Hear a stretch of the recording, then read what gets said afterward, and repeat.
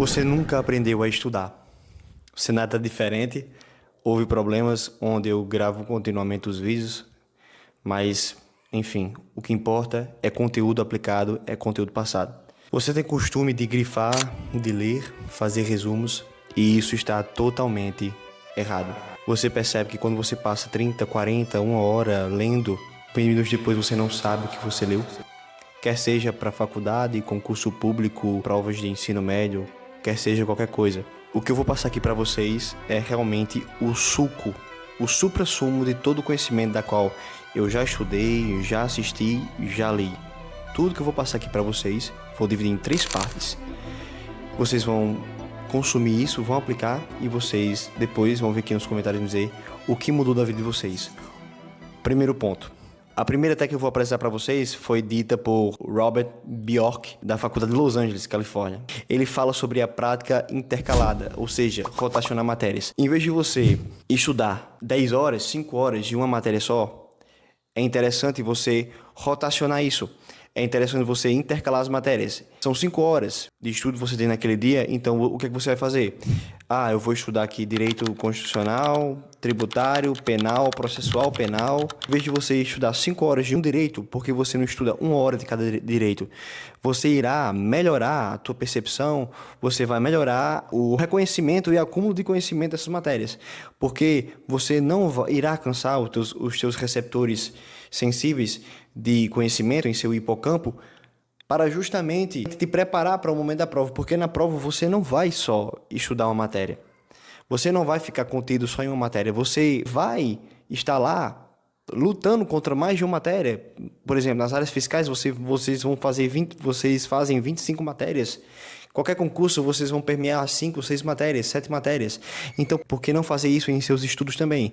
Isso já prepara você e já prepara a gente para a prova. Essa prática intercalada é mais difícil, é mais complicada. Entretanto, gera mais resultado a longo prazo. Você fica mais forte na questão da resiliência, da mudança drástica de conteúdo, e vocês treinam o seu cérebro, vocês treinam a sua neuroplasticidade, seu aprendizado contínuo. E isso é muito bom. Segundo ponto. Esse segundo ponto da qual eu vou apresentar agora, ela tem um tipo de prática espaçada.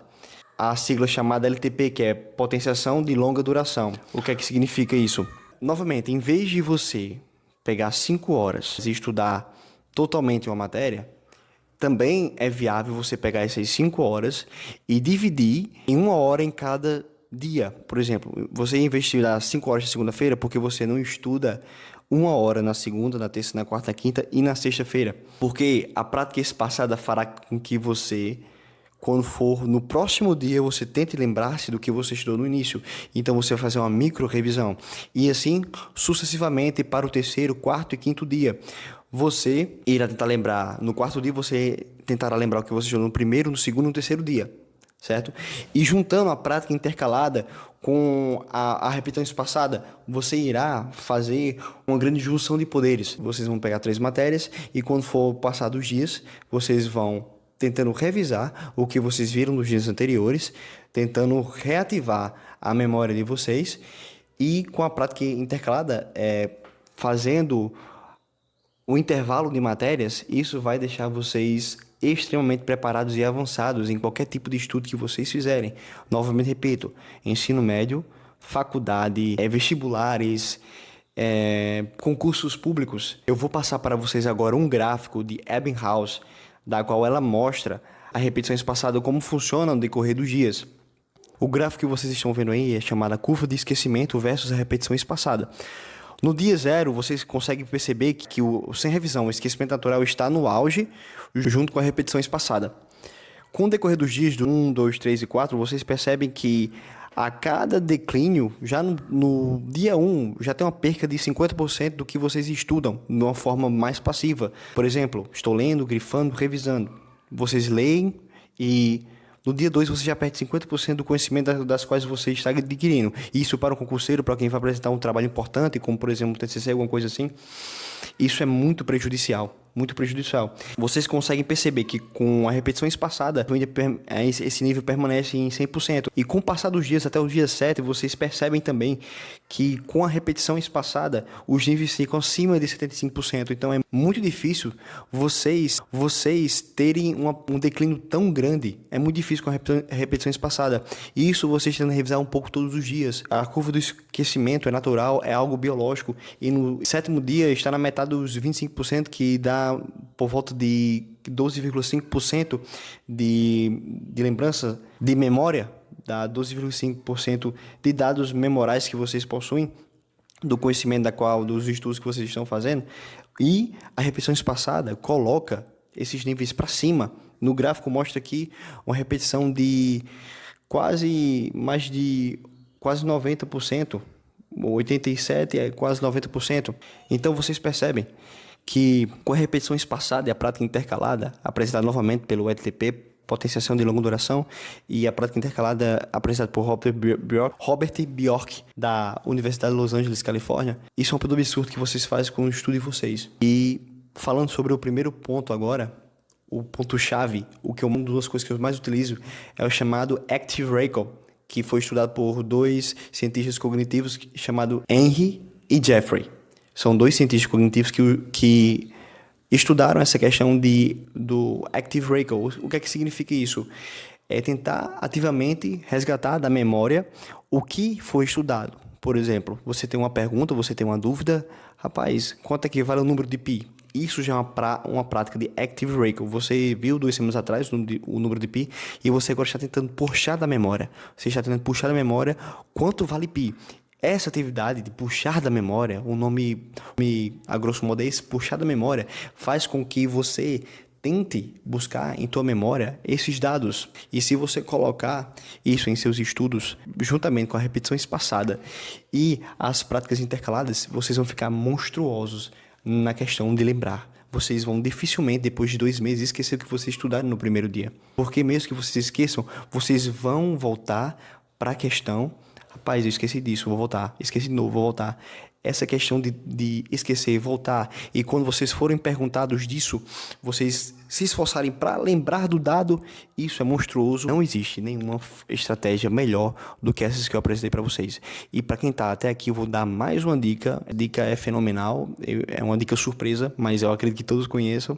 Mas eu vou passar para vocês, porque vocês estão aqui e eu quero que vocês apliquem isso. Mesmo que vocês já tenham escutado, mas é fundamental vocês aplicarem isso. Que é a técnica Freeman. A técnica Freeman nada mais é do que você explicar o que você aprendeu. Você explicar o que você aprendeu é fundamental. Ela é a matadora de todas, porque isso significa que você dominou aquilo, você dominou essa matéria, e graças a esse domínio seu, você consegue ensinar para alguém que não sabe da matéria. Você consegue explicar algo difícil para uma pessoa que nunca estudou, que nunca ouviu falar sobre isso. E isso dá um domínio permanente para você. Quando você começa a explicar, e como você explica isso várias e várias vezes, você explica isso muitas vezes, é basicamente impossível você esquecer essa matéria. Digamos que você está com uma matéria de direito constitucional, uma matéria muito tensa, aí você começa a gravar um vídeo, ou chama o teu irmão, teus bichos de estimação para ensinar para eles, e você vai tentando explicar, e você, rapaz, esqueci disso aqui, como é que eu vou explicar isso para eles se eu não sei? E você vai saber onde você vai buscar o dado e onde você está falhando. Então, Active Recall, repetição espaçada, e as práticas intercaladas são ferramentas extraordinárias para você conseguir dominar qualquer matéria, qualquer assunto, qualquer tópico das quais vocês estão estudando. E para quem faz concurso público como eu, é muito simples. Na prática de concurso público, quando você estuda, é um pouco distinto, porque nós precisamos estudar por questões. E uma dica que eu dou para vocês também. 90% de quem é aprovado, as pessoas aprovadas, os primeiros colocados, 90%, 85%, 90%, 95% fizeram muitas questões. Porque a questão, ela é um pacote de tudo isso que eu expliquei para vocês, indiretamente.